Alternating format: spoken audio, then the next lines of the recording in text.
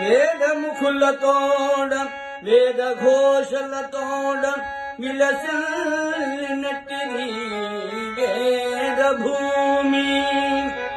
రతనాల రాసులం రమణీయ శోభతో ప్రసవించినట్టిది రత్నభూమి.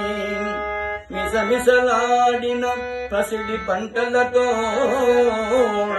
భాసురం బైనది పుణ్యభూమి. విజయలక్ష్మిని గొన్న వీరులందరితోడ వెలుగొందినట్టిది వీరభూమి.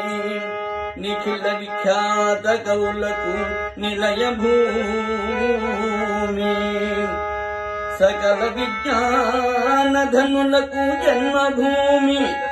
అట్టి సద్భూమిలో హృదయము పొంగ మమ్ము పుట్టించితివి తదృణం